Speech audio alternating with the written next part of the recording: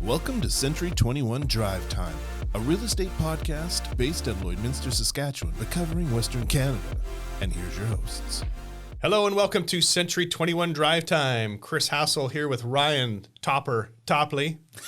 Hey Chris, how are you? One of our valuable team members. I'm absolutely fantastic. How are you? I'm wonderful. He goes by Topper, the Badger, I have a variety of nicknames. Silverback. He's got many names he's got within the Drive team here. He answers to all of them, which thank goodness. That's okay. We're going to talk about a lot of stuff today. We're going to keep it short and concise to the point, which is what I like to do. So I see us in a certain way, and I believe you have the same mentality. The realtor we're in the center of a transaction. Let's talk about the many facets that we have to be in the central point of that transaction to possibly our other cohorts and other professionals around us. Let me get your take on that. You know, it's funny. I kind of look at us, like you said, we are multifaceted. We know a little bit of legal stuff. We know a little bit of financial advice. We kind of know a little bit about the home inspection world, maybe some of the construction world. But we're also like marriage counselors, psychologists. I mean, we wear a real variety of hats, so to speak. And it's interesting. I think I've always thought, excuse me, being as well-rounded as you can and having some experience is a huge asset to be able to have a little bit of advice and all that stuff.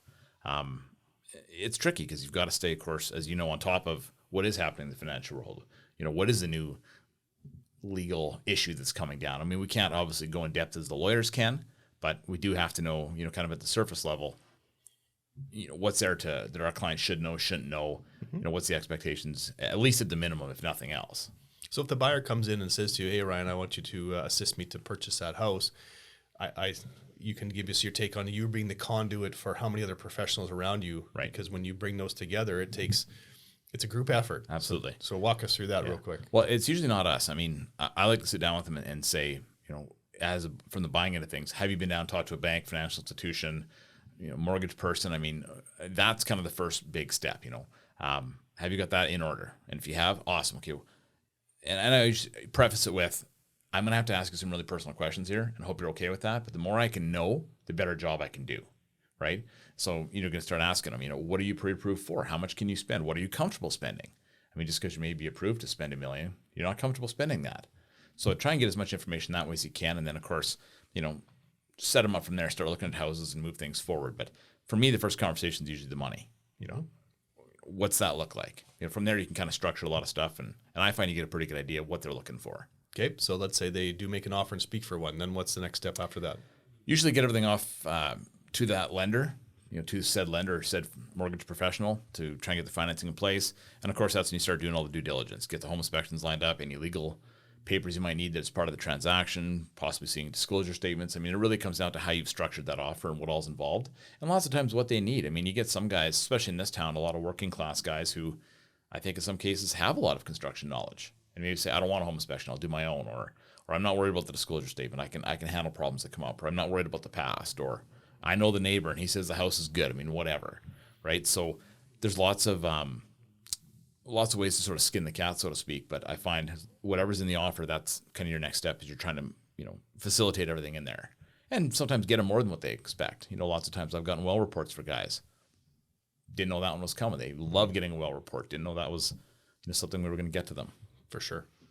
And then last, if the deal's complete, we send it to our friends, the legal teams out there in the world. And I always think to myself that they're kind of the last stop. Yeah. Yeah. I know some of them like to say they're sort of the quarterback of the whole thing. I mean, we set everything up. I like to more say they're the field goal kicker, right? We get the play put in place.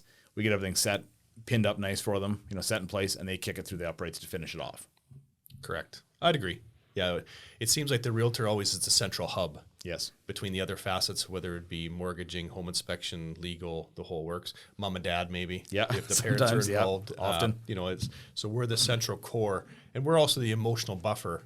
Isn't that true? You mentioned counseling and whatnot before. People say, are you a salesperson? I say, typically we're psychologists first, marriage counselors, financial advisors, and a few other things thrown in. Yeah, and salesperson is about 10th on the list. Yeah, isn't that true? Yeah. So we take a complex transaction and emotionally guide them through it. Well, and try and break it down sometimes too. Excuse me. That's one thing I find that is one of my strengths is you can take something really complicated and break it into simplest terms. And I think people appreciate that. Because, I mean, you can make this stuff as complicated as you want. And you look at some of the legal documents and some of the condo documents and some of the stuff, and you're thinking, oh, my word, this is overwhelming. You know, and that scares people, understandably so. And so I think to be able to have that experience of, or knowledge or both of saying, hey, this isn't that bad. This isn't as scary as it appears. Let's break it down, make it simple, you know, and push forward from there. Absolutely. Cool. Well, and that's why people come to see us, because this is something they don't do every day. It's typically the largest single investment of their lives, and it only happens every number of years. So it's not like you're doing this on a monthly or semi-annual basis. It's a matter of, need some guidance, need some help. So. Absolutely. Cool. We'll wrap it up at that on that topic. Super. And be right back at you. Sounds good. Thanks. All right, and we're back. So now we're going to talk about some unreal real estate. So what I mean by that is we see a lot of stuff in our day-to-day travels. Yes, we do. We see a lot of people. We see a lot of stuff go down. A lot of stuff going down. A lot of stuff going down. Absolutely. And the highs, the lows, the ups, the downs, the what the hell just happens. Yep. And we're here to quiz you on saying, okay, what the hell just happened at this time when you had this story or this topic come up? And you got a lot of experience. So I've told this story to lots of people, and quite honestly, it's, you know, everybody kind of has a repertoire of your 5, 6, 8 stories to tell people. Oh, this is my favorite one. This is kind of what spurred this whole thing on for me. I get asked all the time by people, so I'm just going to tell it.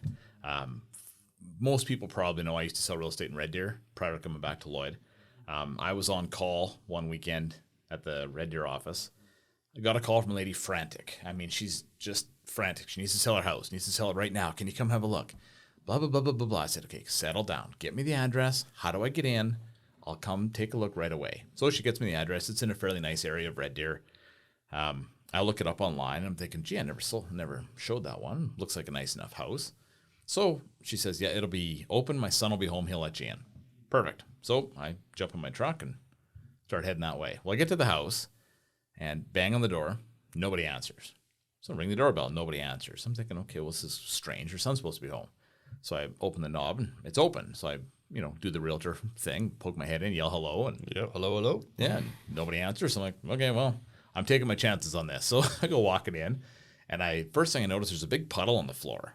I'm thinking, what's that from? And I see something kind of drip into it. So I look up naturally to see where the drip's coming from. And like most houses with skylights, there's a skylight leaking. So as I'm looking up at it, I feel something kind of run across my foot. I kind of jump back a little bit, and all I see is a tail about, 8 inches long. I'm like, what in Sam? What is this? And this thing kind of books it around a corner and slides in beside some cupboards. I couldn't see what it was, and I didn't really want to see what it was. But I'm thinking, holy man, there's a rat in this house. So I phoned the lady. I'm like, you got a rat in your house? She says, what? I said, you got a rat. It just ran across my foot. She's like, oh, it's probably my son's ferret. I'm like, close enough to a rat for me. You got to get rid of this thing. So I'm already a little wound up. I'm not sure what to expect in this house. Right? I mean, it's not the best start, put it that way. The warning bells are on. Absolutely, 100%. The hairs in the back of your neck are up. So, and I still haven't seen the kid that's supposed to be letting me in. So you're kind of wondering, is he home too, or what's going on here? Yeah. So I'm going through making my notes, and it's a split level house. So of course, you get your various levels, and making all my notes, bedroom, bathroom, yada, yada, yada.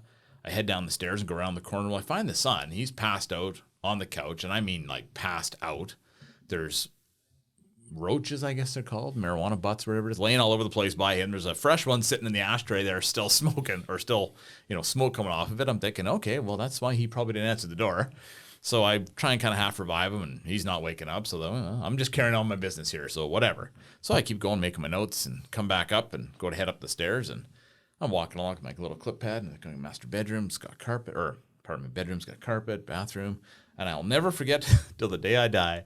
I open the master bedroom door, and I look in, and there sitting on the bed is this giant, it's like an RC car, but it's a big off-road one with big giant wheels on this thing, like a dune buggy, and duct taped to the front of it is about an 8-inch long vibrator. Oh, big, my. Pink. This sucker's like the size of my forearm. I mean, it's just sitting there. And this thing's there in all its glory looking at you, and you're like, what in the heck? What do I do? Like, besides burst out laughing, which I did, I'm like, whoa, I'm not touching this thing. Like, I'm not moving it. Like, what do you do here? I'm like, oh my goodness. So I make a bunch of notes, and I got tears in my eyes. I'm laughing. And make all my notes, go downstairs, and walk out the door, and phone the lady from my truck. And I said, yeah, I went and had a look at the house, and it's, probably in this kind of neighborhood dollar-wise. But we got to have this conversation first about something I saw in your room that can't be there for showings. She says, well, what's that? So I tell her it's, I saw the lovely dune buggy and, the dune buggy of love. The dune buggy of love. Yeah. And she's like, oh my God, where'd that come from? My son must have brought it out. I said, I don't care who brought it out. It's got to get put away and hidden because I don't want people seeing this thing. I mean, holy cow. So anyway, she says, yeah, I'll get it put away. I'm good at that price. Can you list it right away? I said, sure. I said, tell you what, I got a sign on the back of my truck. I'll throw it on right now. So I throw the sign up, head back to the office to get the paperwork done. I'm not even at the office yet. Phone rings from a guy from another agency. Hey, did you just list a place in Rosedale? I'm like, maybe. Why? Well, can I show it? Right away, I'm flashing back to the master bedroom. I'm like, maybe. Who are you showing it to? And he gets all offensive. And, well, what difference does it make who I'm showing it to?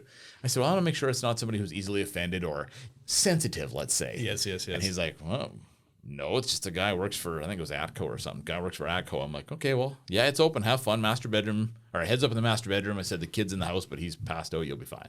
Okay, no problem. So I'm back in the office doing the paperwork, and I get a call from that same realtor, and this guy's in tears. I mean, he's dying laughing. He's like, I've been doing this for 30 flipping years. I've never seen anything like that. That is fantastic. Funny to kind of add to it, that guy bought the house. I'm not saying that was maybe the selling feature, but that guy ended up buying that house. Did he include it in the offer? It was a big thing. It was not written in. I'd never asked if it was left. I figured it was kind of, I've seen enough. I don't want to know any more about it. But yeah, it was an interesting one. And that image of that big sucking RC thing is burned in my brain. It's there forever. I could see why. I mean, that's a tough one to top. There you go.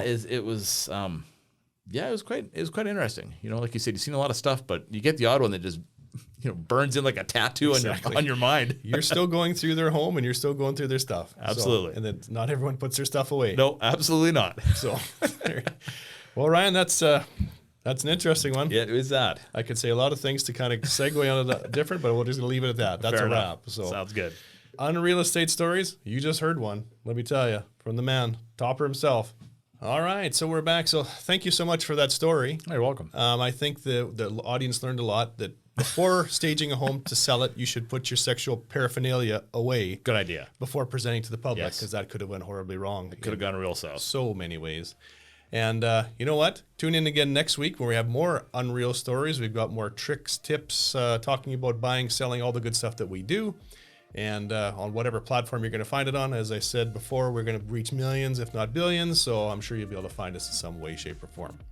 So on behalf of C21 Drive Team, have a fantastic rest of your week and talk soon. Take care, everyone.